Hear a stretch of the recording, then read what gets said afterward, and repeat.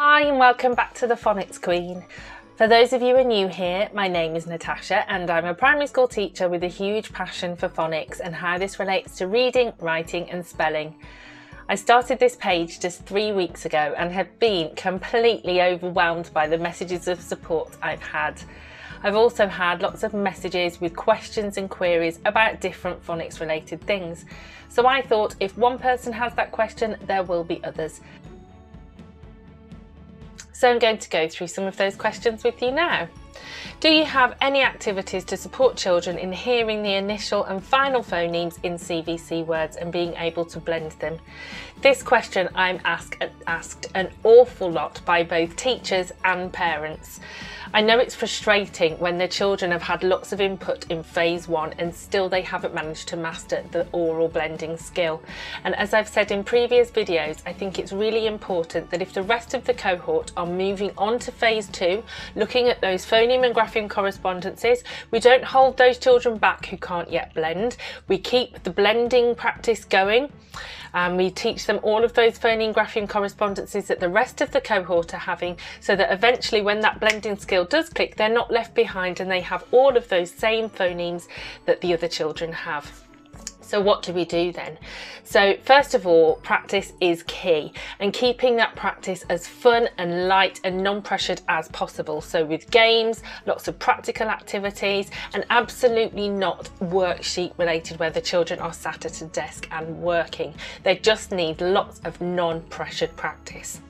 The next important thing to remember is that blending comes in 3 phases, 3 steps. So first of all, the children need to be able to hear chunks of words and blend them together. So we're not going to automatically jump to being able to blend a phoneme, 3 phonemes and blend them all together, or even 2 phonemes and blending them together. We're not going to jump to that. We're going to begin with chunks of words, and those chunks of words are syllables. So if we think of the word magic, we've got 2 syllables in the word magic, magic. So then we need to segment those words for the children and get them to blend those. And again, in a context, I've mentioned that before, if the word is within a context, the children will find that easier to blend. So I want to go to a magic show. The children will be able to blend magic much easier than they'll be able to blend CVC words or even VC words, because they've got a chunk to hold on to. So think about those words with 2 syllables that they'll be familiar with and get them to blend those first. I have a really cute puppy. The children will hear that, they will, and they're eventually getting that skill of blending. So once they can blend syllables, then move on to blending onset and rhyme. When we're thinking about onset and rhyme with words like sat, we are going to break that word up, not into the 3 phonemes that are within that word, but we're going to break it up into the onset, the start, and the rhyme bit here, which is at. So rather than say sat and get the children to blend that, if they're struggling to blend, instead give them sat, sat, and see if they can blend that. It's also useful then to have a list of words that have that rhyme bit at the end. So obviously the rhyme is going to be at all the way through, because that's the bit that makes these words rhyme. So when we've got sat, we can do b, at, at, oh, we've had already, k, at, and you can see that. And if by just changing the rhyme, by just changing the onset bit and keeping the rhyme bit the same, the children have something to hold on to. The previously blended at, so then they'll be able to blend b, at. Then try words like hat, ha, Making sure that you put it in a context for those children who are finding it more difficult. So it might be within the context of a nursery rhyme where you miss out the last word and you segment it and the children have to blend it together. Sometimes children are just not sure what you're asking them to do. So lots and lots of modelling, and if you're lucky enough to have a teaching assistant in your classroom with the children when you're doing your phonics session, we always model it. So I might be the person who's segmenting and my teaching assistant will be the person who blends it, because sometimes children are just not quite sure what it is you're asking them to do. So make sure you do lots and lots of modelling too. I have some children in my Year 2 class who are struggling with reading and spelling. They can read words when they're on their own, but when they're within a sentence they're struggling. How can I help them? If they have the skill of blending individual words, then you know that they can actually do that, so that's not the issue. To build the confidence of the children, I think it's really important that you do shared reading. So for example, if you come across a word that you know they're going to find difficult, you model blending that for them within the context of a sentence. So it might be that it's a long word and you need to break it up into syllables, and you need to read the first half first and then the second half and then put the whole bit together. It's really important that just because children have mastered the skill of blending, we don't just then leave them to read and be completely on their own. If children are getting fed up or stressed, this is the point that you step in and model that reading for the children. So you do, I do a bit, you do a bit, and it might be that within a sentence they read 3 words and you read the rest of it. It's important so that they're also reading for enjoyment and understanding, that you then go back and read that whole sentence as one, so that it's not disjointed and the children haven't lost that meaning. Sometimes it helps the children to have something underneath the sentence that they're reading, so it might be a ruler or a piece of card or a bookmark, so that their eyes are able to track along the words. It's sometimes a tracking issue for those children, or it might be that they just don't have the confidence yet and they still need you to support them with that.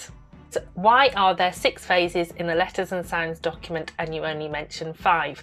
Well, the Letters and Sounds document came out in 2007 and the new curriculum was published in 2014. Phase 6 was replaced by SPAG in the new curriculum, and that's why I don't refer to Phase 6 in Letters and Sounds, because SPAG was its replacement. How can I help children who have difficulty pronouncing the phonemes that I'm teaching them? This is becoming more and more of an issue year on year. There are lots of reasons why children are starting school with more speech and language delays and speech and language difficulties, and lots of that is centred around technology. However, whatever the reason, as professionals we have got to tackle this issue. So I would, as always, model as clearly as I can, but make sure you're not pressuring or stressing the children out, because if they are feeling under pressure when they're being taught different phonemes because they can't say them clearly, they will immediately have a dislike and a distrust of phonics and how this can help them. So over model is the key really here, and I've had lots of children who use the actions then to compensate for the fact that they can't pronounce the phonemes. They can hear you saying that and are different, but they can't get their tongue around it yet. So whilst they're rehearsing that skill, I've had lots of children say to me, is it as in mouse or is it as in net? And they're using those phonics actions and pictures and charts to actually help them decide which phoneme it is that they're trying to say. So over-pronouncing, over-modelling, lots and lots and lots of praise for the efforts they give, and they will get there. Obviously some children will need referring to speech and language. Another thing that's really important is explaining to the parents that it's really, really crucial that they don't encourage that baby speak or the way that they think is cute for their children to pronounce words.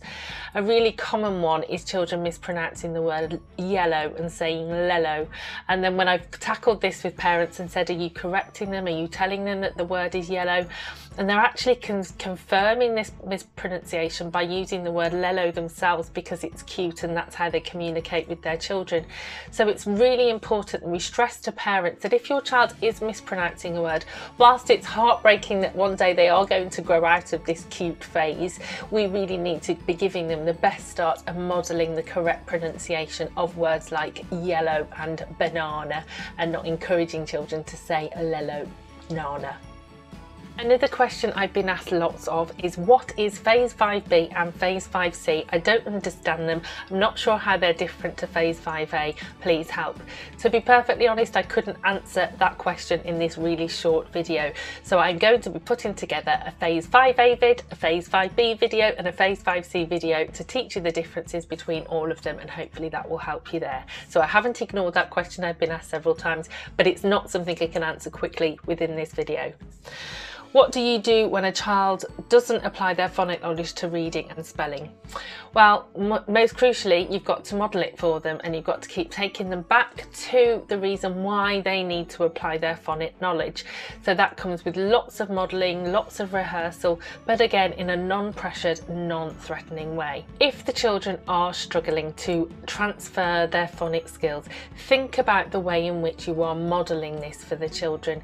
If you are giving the children good skills and strategies to use, and you are modelling this for them in your daily phonics session, and most importantly in their independent child initiated play, then it will be more useful.